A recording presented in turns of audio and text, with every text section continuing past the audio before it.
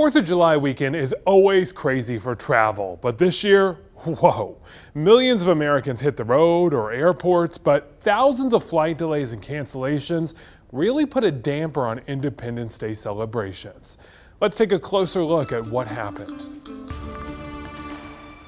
A little normalcy returned to U.S. airports after a July 4th weekend filled with cancellations, delays, and frustrated flyers. It's right on time, left on time.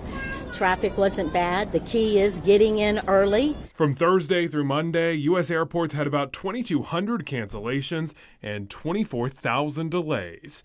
But that's an improvement from the last two holiday weekends this summer. The line's very crazy right now. TSA screened more than 9 million travelers over the holiday weekend, up about 15% from last year, just shy of pre-pandemic numbers, with airlines flying a reduced summer schedule. It's clear that the airline sector is not ready to meet public expectations, and I'm concerned about that.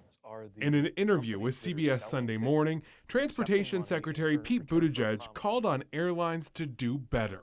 At the height of the pandemic, the airline industry received a $54 billion bailout, in part to keep people employed. The airlines are the companies that are selling tickets, accepting money in return for a promise to get people where they need to go. They need to make it happen. The airport mayhem may be why 42 million Americans opted to hit the road instead over 4th of July weekend, despite near-record gas prices. You hear a lot of people getting stuck on the tarmac, so you don't want to be one of those people sitting there for 4 hours. So driving, you're in a little more control. And all the delays and cancellations are getting to people. According to a new survey, about 75% of people who took or planned a flight this summer now regret their choice to fly, and nearly 20% of them say they may consider skipping airports entirely during Thanksgiving and Christmas. I can almost bet you that those people who regret it that much did not have a travel advisor like Jenny with Cruise Planners here. I'm so excited you joined us today because you always know all the tricks to help avoid all this mess. I try. If your flight's delayed, what do you need to do?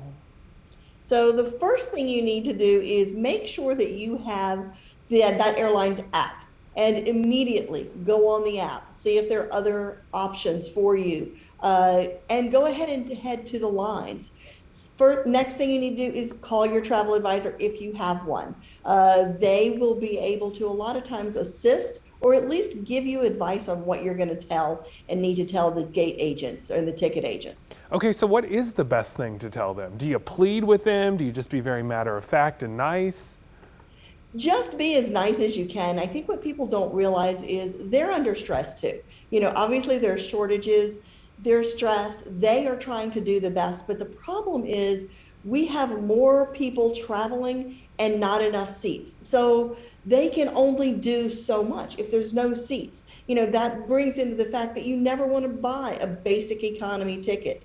So simply work with them, be a little bit flexible. And I think that that's one of the biggest keys these days is be flexible, be patient, and be kind. A lot of people are just spitting mad though. Like, are the airlines overselling their flights that they have? Is that what's going on? No, it is not. Actually, they are just, there are still a few seats available, but they are selling to full capacity. They are not overselling at all. You know, what people have to realize is that, yes, there is a shortage of pilots, there's a shortage of crews, but if maybe there's a weather delay in, let's say, Dallas, well, that affects whether the crew and or the plane can get here. And normally we would have in the past extra crews standing by. They simply just do not have those right now. What they are doing though is they are actually cutting down the itineraries. They are trying to not overpromise rather than over-delivering. So what do we do? How do we make sure that we increase our likelihoods of not getting a delayed flight? Well, the biggest thing is you don't want to show up last minute. There's really nothing we can do to avoid delayed flights. Some of the tips would be make sure that you have one of the earliest flights of the day. I know that's not always convenient for you, but get the early flights of the day because then you have a better chance of getting a later flight. The other thing is making sure that you arrive in plenty of time. I'm talking even here in Greensboro, you want to try to be there at least 2 hours in advance. Wow, 2 hours now. Yeah, at least 2 hours and that's for a domestic flight. If you're in Charlotte looking at an international flight or Raleigh, I truly am suggesting 3 hours. If you're in Europe right now, I personally have a 5-hour layover in Amsterdam, and that was intentional. Speaking of layovers, are there certain airports that we should try to avoid flying through because they have a lot of delays? Strangely enough, Charlotte does. Great.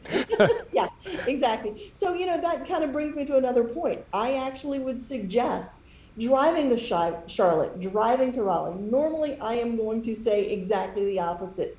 But right now, if you can get that direct flight, it's going to be a little bit more expensive. But if you can get that direct flight, do it. And more expensive because of the parking cost, or the flights can actually be more expensive? The flight is actually going to be more expensive. So, again, laws of supply and demand. People do like direct flights. So they will actually make a direct flight more expensive. Generally right now before you could get a flight out of Greensboro, knowing that it's a short flight down to Charlotte or out to Atlanta, where most of our connections are made, and people don't want that connection, but you can get a cheaper flight. But right now, make that flight down to Charlotte, make that drive to Charlotte, make that drive to Raleigh, if that gives you a direct flight. Boy, speaking of more expensive, it seems like all travel is so expensive right now. When we get back, we're going to talk about some ways to try to tackle that and answer your questions. Text them to us, 336-379-5775.